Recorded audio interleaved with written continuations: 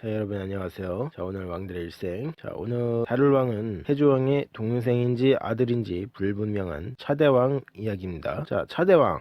지난 태조왕 때 다뤘지만 그 왕자 시절에는 태조왕을 따라가지고 중국과 이제 전투를 하면서 태조왕이 뭐 요동 지역을 정벌을 하고 이러는데 그 공을 많이 세웠어요. 자, 그런데 이 차대왕이 이제 성격이 조금 모난 데가 있었나 봐. 이렇게 그 전공도 이제 많이 세웠고 하니까 태조왕 입장에서는 어때요? 이 차대왕을 이제 후계자로 하고 싶은 거야. 그런데 당시 이제 우보벼슬을 하고 있던 그 고복장이라는 사람이 그 차대왕에게 왕위를 주는 걸 반대를 합니다. 왜? 이 차대왕의 성격상 이제 차대왕이 즉위를 하면은 태조왕의 아들들이 또 있을 거잖아요. 차대왕은 일단 아들인지 동생인지 불분명한 이제 관계고, 이제 태조왕에게는 이제 그 막근하고 막덕이라는 아들이 있었는데, 이 고복장이 얘기를 하기를 이제 차대왕이 왕위에 오르면은 그 막근이나 막덕 같은 사람들은 죽은 목숨이라는 겁니다. 그리고 태조왕은 이 이야기를 그냥 씹어요. 그냥 씹고 이 차대왕이 그래도 이게 전공이 많지 않느냐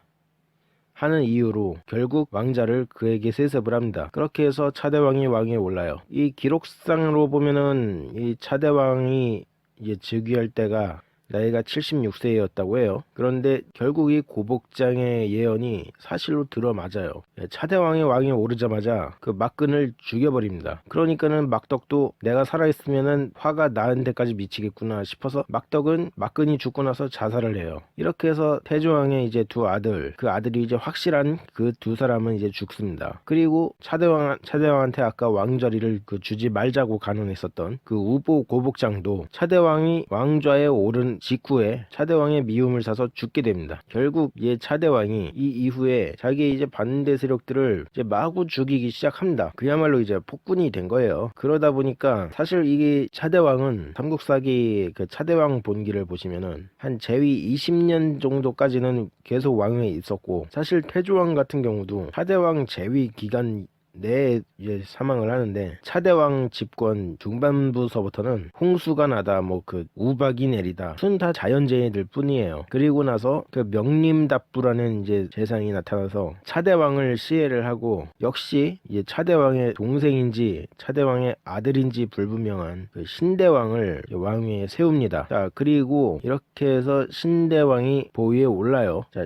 이 신대왕이 명림답부의 쿠데타로 왕위에 올랐는데, 이때 왕위에 올랐을 때가 나이가 77세라고 해요. 이게 참 기록에 연대가 불분명하기는 한데 어쨌든 익히 알려진 바로는 그렇습니다. 그리고 이 신대왕한테 이제 아들이 이제 발기라는 아들이 이제 2명 있고, 또 연우라는 아들이 있는데 이 연우가 산상왕이죠. 그리고 뭐 계수라는 아들도 있고, 뭐 어쨌든 이 신대왕의 이제 아들이 고국천왕이고 그 밑에 동생이 산상왕이 되는데, 자, 이 고국천왕하고 산상왕의 이야기는 다음 회차에서 다뤄보기로 하고, 자, 지금은 일단 그 신대왕에 대한 얘기를 하자면은, 신대왕의 일생에서 좀 특기할 만한 부분이 후한의 대군을 맞아서 이제 좌원에서 싸운 일이 있어요. 그거를 이제 제1차 좌원 전투라고 하는데, 이게 신대왕 4년하고 5년하고 이제 8년에 이렇게 기록이 있습니다. 그리고 이제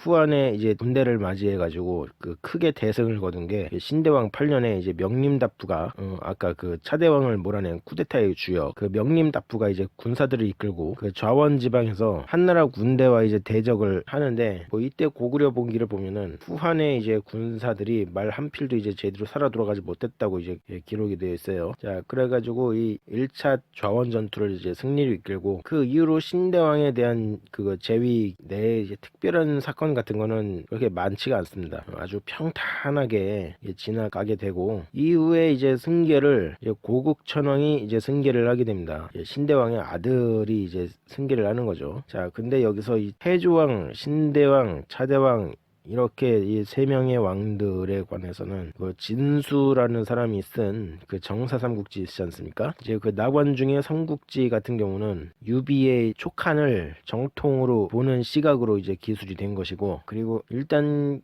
낙원중의 삼국지는 역사서라기보다는 소설책이죠. 그런데 이 진수가 쓴 이 삼국지, 이거는 중국 사서에 들어가고, 그러니까 또 정사에 들어갑니다. 그리고 이 진수의 삼국지 같은 경우는 위나라 즉 조조 아들이 그 조비가 시조로 이제 건국이 된 그 위나라가 이제 정통인 있는 걸로 봐요. 그런데 이건 여담이고 아무튼 이 진수의 삼국지를 보면은 그 기록에서 신대왕을 이제 차대왕의 아들이라고 보고 차대왕을 또 태조왕의 아들이라고 봤어요. 그 반면에 그 삼국사기 같은 경우나 다른 사서에 보면은 또 동생이라고 나와요. 이제 제일 맏형이 태조왕이고 그 둘째 동생이 차대왕이고 그 밑에 동생이 신대왕이고 이런 식인데 반면에 중국 측 사서의 기록에 보면은 태조왕의 아들 차대왕 그리고 차대왕의 아들 신대왕 이런 식으로 나와 있습니다. 그래서 이게 참 헷갈릴 수도 있겠다 싶은데 이게 나중에 더 학계가 이제 조사를 해야지 좀 밝혀질 것 같긴 한데 아무튼 뭐 교과서나 이런 데에서는 그 동생으로 기술을 하고 있습니다. 근데 이 동생으로 또 보게 되면은